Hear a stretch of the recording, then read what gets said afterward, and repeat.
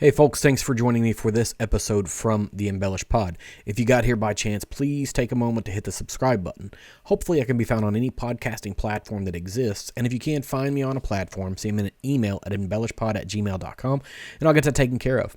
You can also find video versions of this podcast on YouTube. You can find all of my links on Instagram at embellishpod or TikTok with the same handle. I have a website. It is www.embellishpod.com. It's a place to pick up these links, episode details, and more.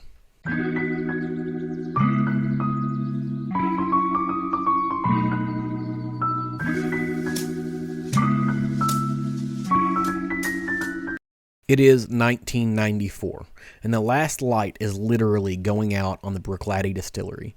After 113 years of continuous whiskey making, the accountants have spoken. Surplus requirements, they said.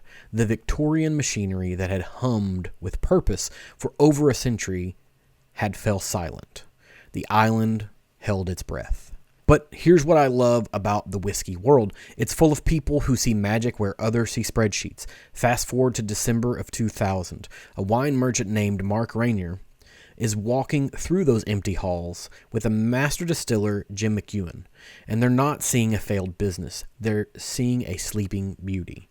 The equipment had not been modernized, Rainier would later say, which meant it hadn't been ruined. Those cast iron mash tuns that had corporate efficiency experts wanting to scrap them, they were actually priceless relics that could recreate or create flavors that are impossible to achieve with modern stainless steel. 5 months of restoration followed. Every bolt, every pipe, every piece of Victorian brass was lovingly brought back to life. And on May 29th, 2001, when that first New Spirit make flowed from those ancient stills, something remarkable happened.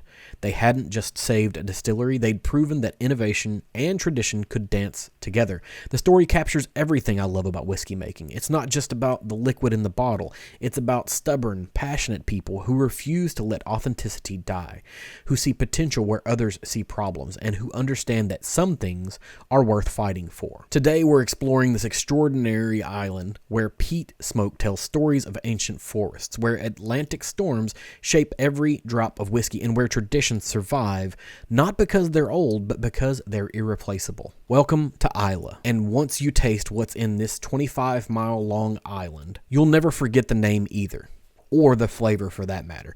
What fascinates me about Islay is how it punches so far above its weight. We're talking about a windswept rock in the Atlantic that is home to just over 3,000 people, yet it produces some of the most distinctive, memorable whiskeys on earth. 9 active distilleries on an island you can drive across in an hour. That's not just impressive, it's almost impossible. But here's the thing that really gets me. Islay doesn't just make whiskey, it creates liquid terroir. And I know that's a wine term, but stay with me. Every single element of this island's environment, from the ancient peat that formed over 10,000 years to the salt air that penetrates every warehouse wall, it contributes to the flavors that you literally cannot create elsewhere. Now, let's talk about the peat for a moment, because it's not just fuel, it's compressed history.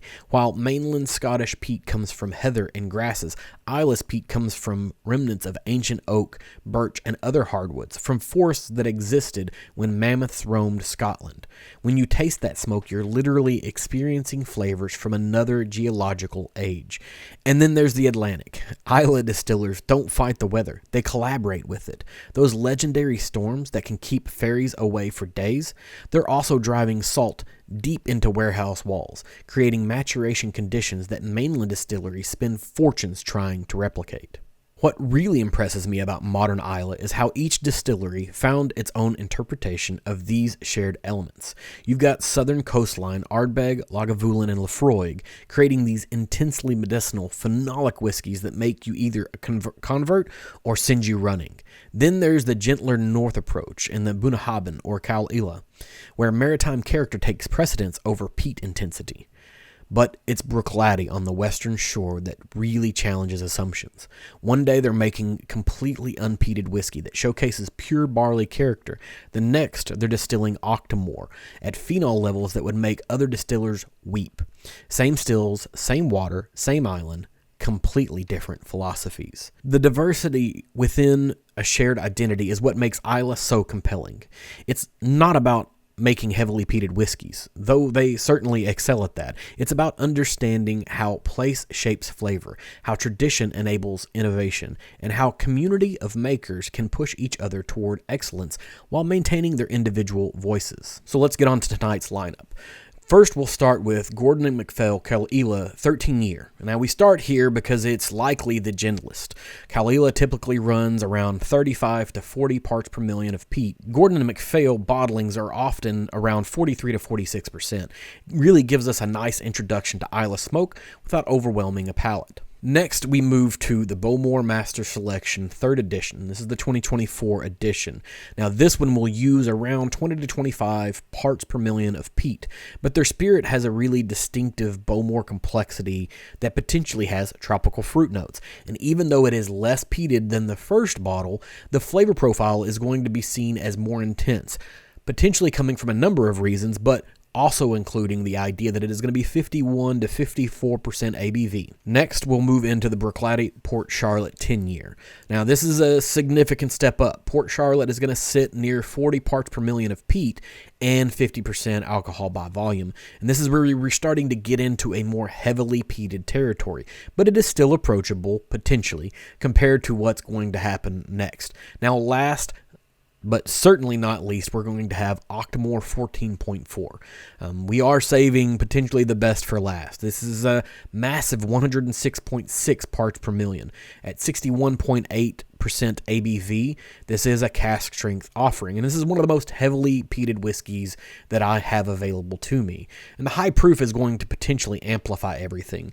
Your palate would struggle to appreciate the subtleties of the others if we had done this one first. And I want to say a special thank you to a friend, Tony, for providing this sample to me. Now, all of these samples were provided by a number of friends, whether it be Don or whether it be David, whether it be Patrick. A lot of friends have enabled this journey, and so thank you guys so very much. Before we dive into these whiskeys, let's talk a little bit about the delivery system tonight. This is the Tuath glass, and I'm always curious about how different glassware is going to affect the experience. And this is actually an Irish-designed glass, and we're going to drink Scottish whiskeys. This should be an interesting experience. The Tuath, or pronounced Tua, it means people or tribe in Old Irish. It was specifically designed for use for Irish whiskey. Its creators made some intriguing choices that could enhance any whiskey experience. Now, let me walk you through what makes this glass unique and how it might affect our Islay exploration. First, size matters. The Tua is notably larger than a standard Glencairn glass, and it has a wider opening and a taller bowl. For tonight's heavily peated whiskeys, this extra volume could be beneficial.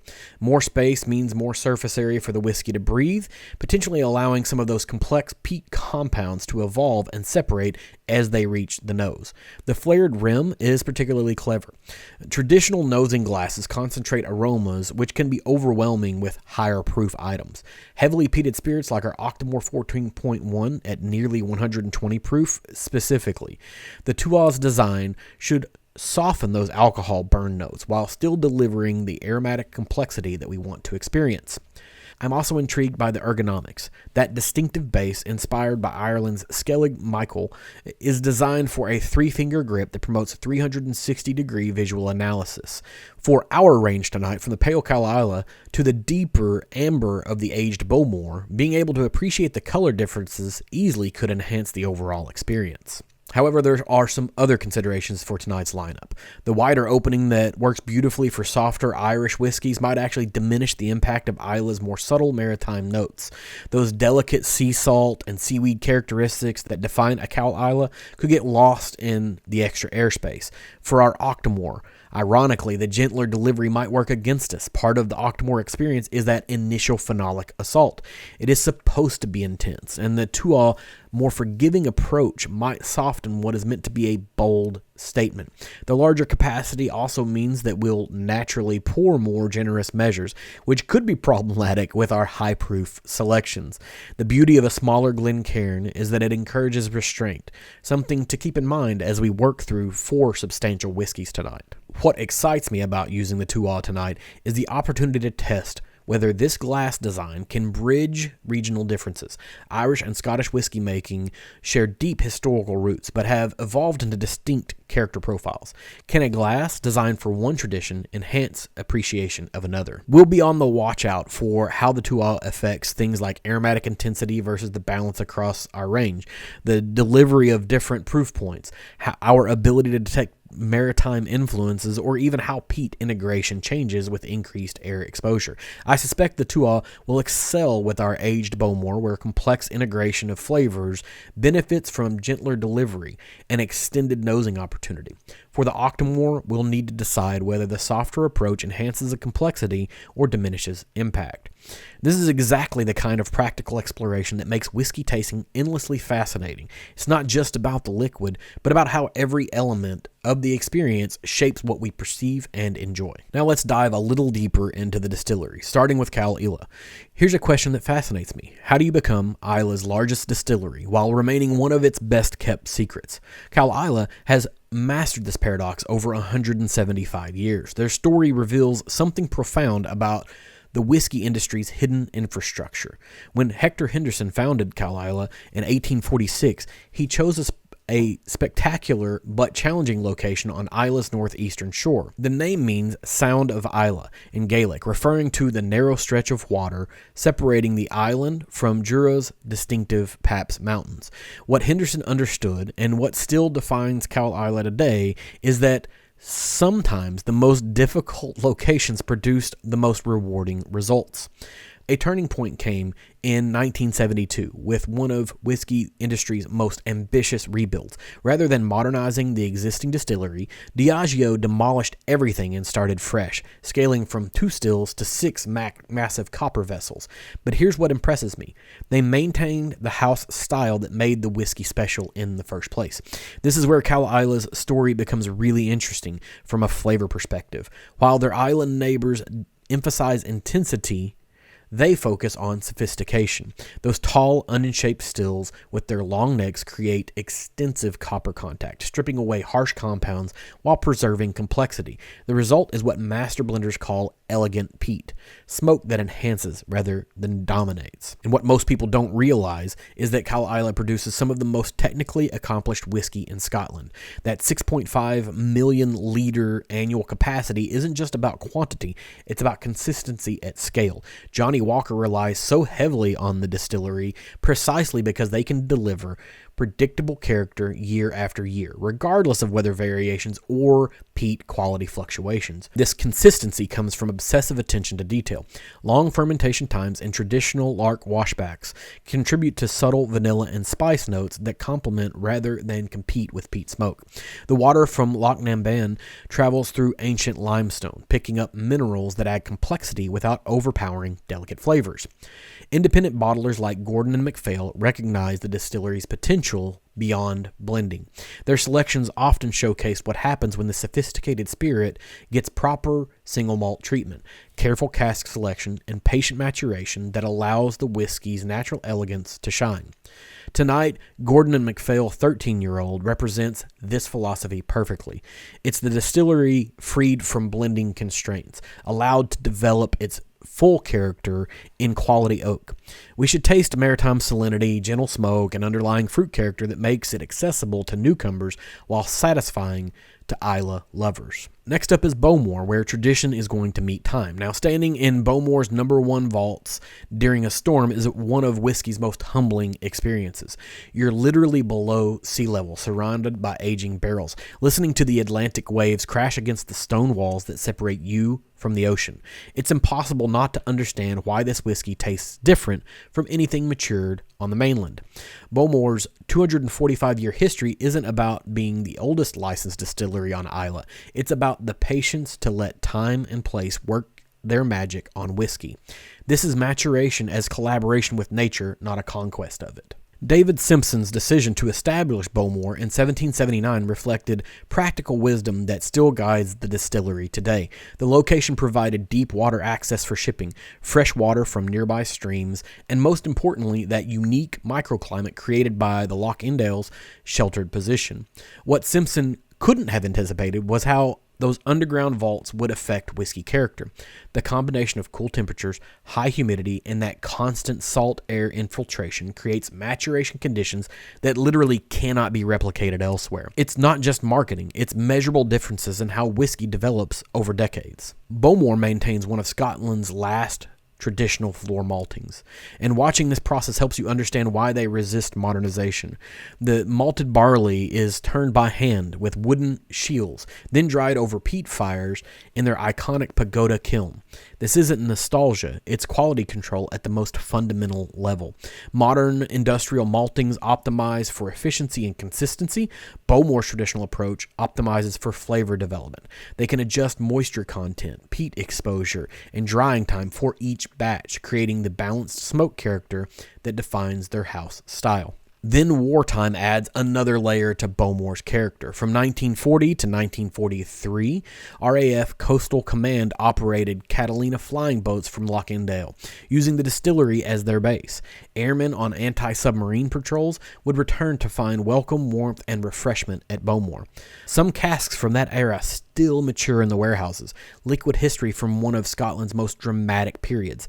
These whiskies carry not just the time's influence, but the weight of the stories from the men who faced uncertain returns from dangerous missions over the Atlantic. Today, Bowmore demonstrates how traditional techniques can evolve without losing essential character.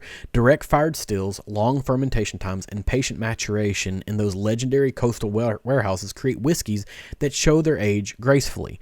Unlike heavily peated Islay whiskeys that often emphasize youth and intensity, Bowmore expressions improve dramatically with extended maturation. The peat integrates completely with other profiles, creating seamless complexity that rewards contemplative tasting. Tonight's Master Selection 3rd edition at 22 years represents this philosophy at its finest. After more than 2 decades underground in the vault, the peat should have transformed from prominent feature to an integrated element, creating the kind of harmony that only time and patience can achieve. Now, Bruichladdich tells one of my favorite stories in the whiskey world, how perceived weaknesses can become extraordinary strengths. When Mark Rainier and Jim McElwain purchased this mothball distillery in 2001, industry experts thought they were crazy. The equipment was ancient, the location is remote, the business model is uncertain. But 15 years later, Remy Cointreau paid £58 million for what experts called something as worthless. Now, what changed? Bruichladdich proved that innovation doesn't require modernization always. Sometimes it means having the courage to be deliberately different. Now, that story begins in 1881 when 3 Harvey brothers who already owned 2 successful Glasgow distilleries decided that this is a path that they wanted to take.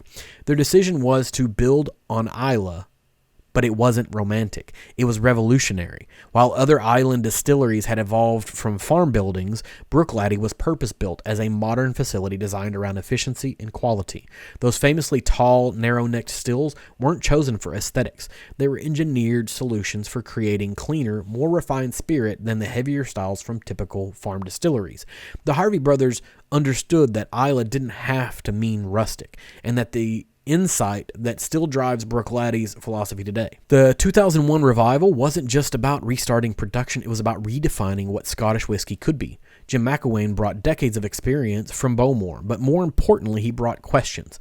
Why did all the bottles look the same? Why didn't distilleries talk about barley sourcing? Why was transparency considered radical?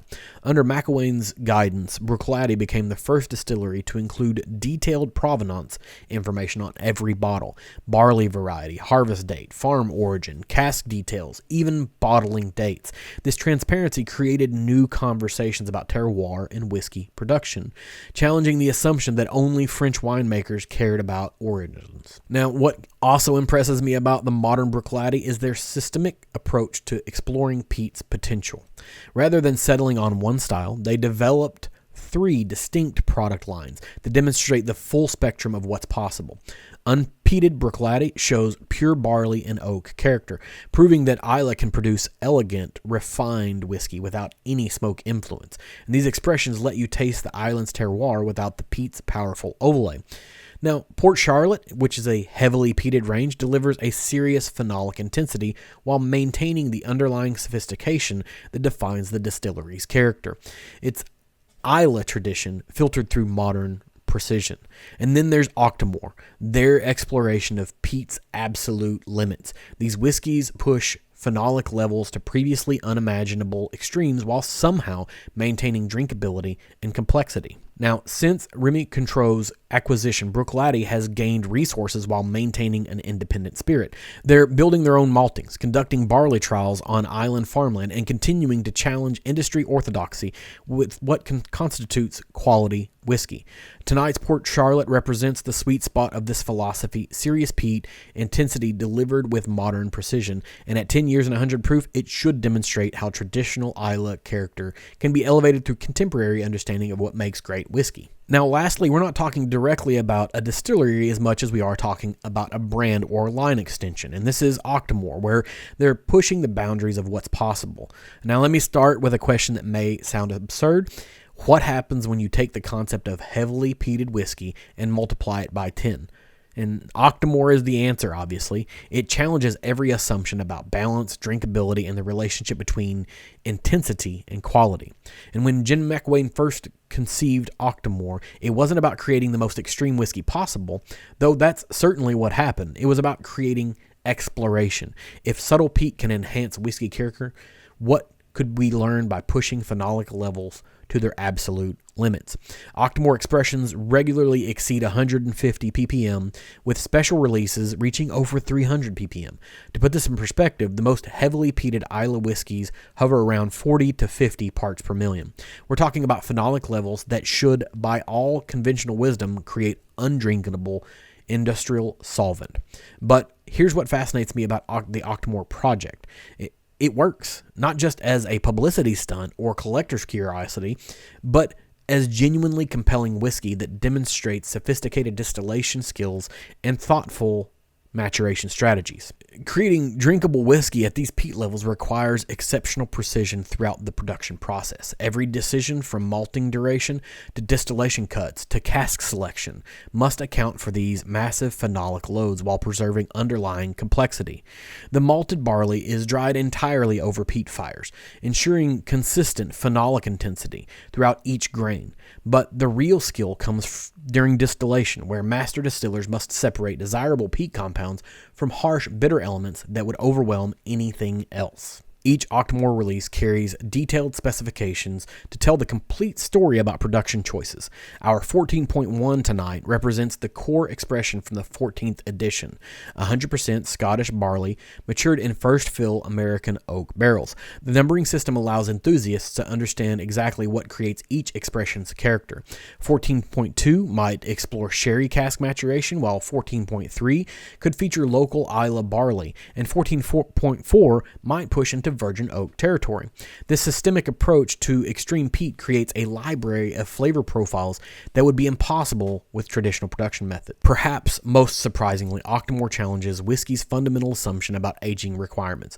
Most expressions are 5 to 8 years old, proving that exceptional distillation and cask selection can create immediately mature flavors, even at extreme phenolic levels.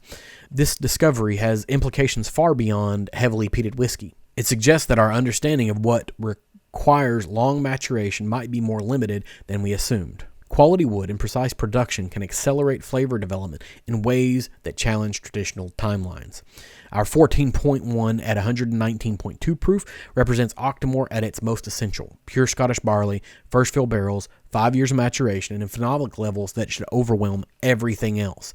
But if Bruichladdich has succeeded, we should taste not just smoke, but complexity underneath that intensity. The key will be patience and water. Octomore demands time to open up and benefits dramatically from careful dilution. This isn't whiskey for quick sips. It's meditation on what's possible when traditional boundaries are systemically dismantled. Let's start our journey gently with this independent bottling that showcased Caol Ila's sophisticated approach to Islay character. On initial nosing, all one word, smoke salt pledge, right? There's an immediate hit of that lemon chemically nature that kind of comes into pledge, some smoking and some malt, all mushed in together.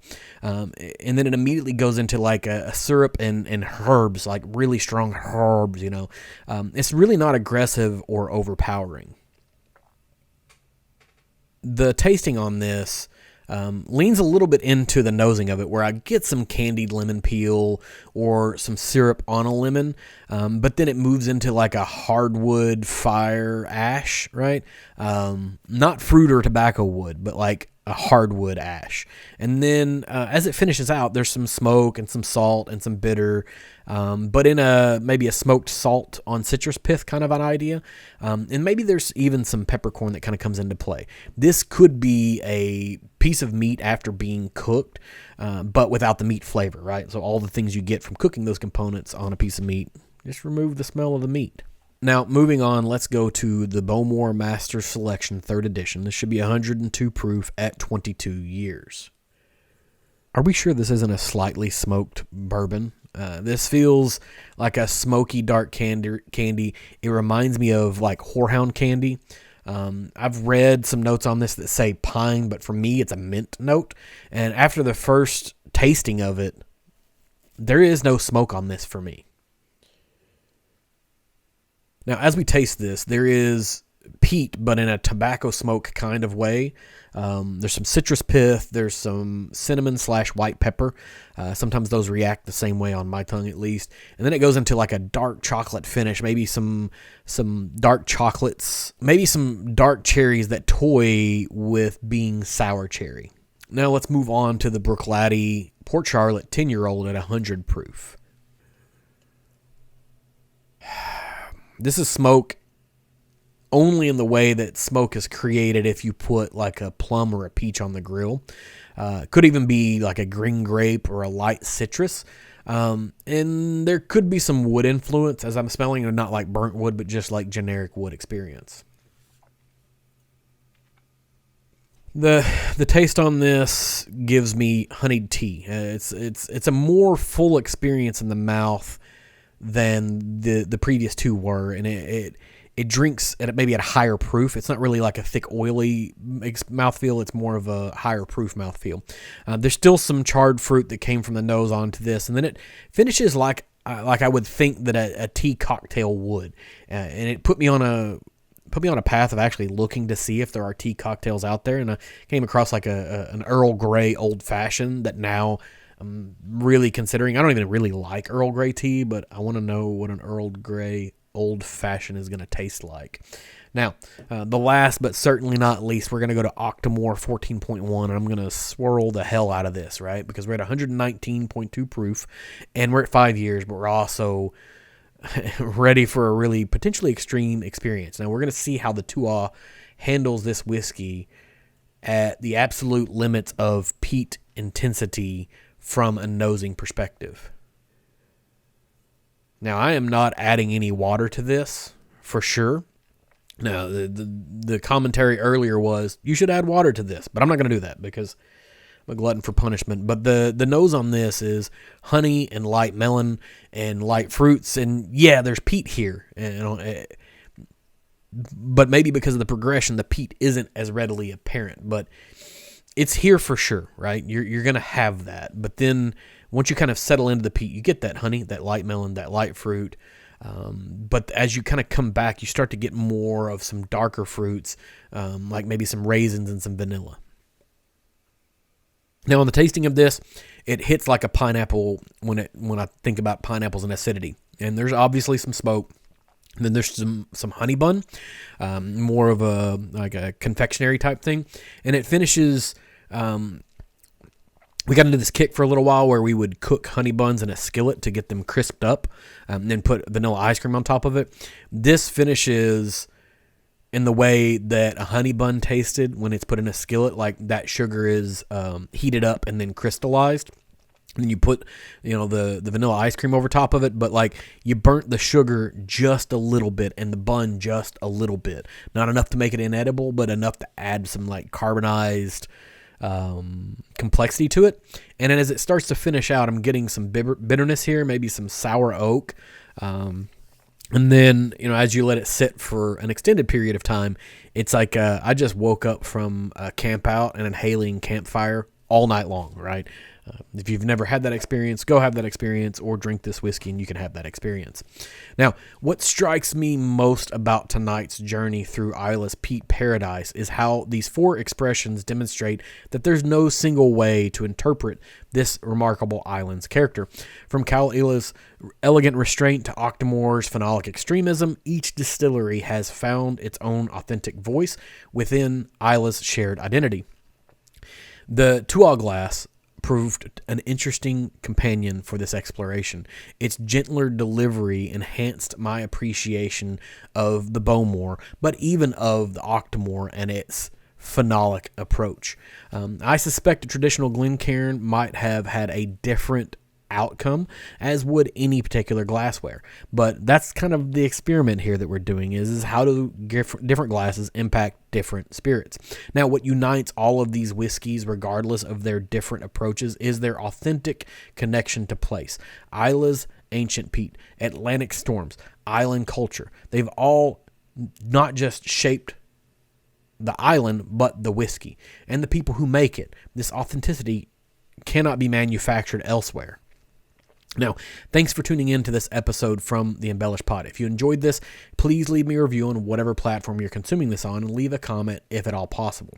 You can hit me up on social media on TikTok or Instagram using Embellished Pod, and give me a follow so you can keep up with what's going on here.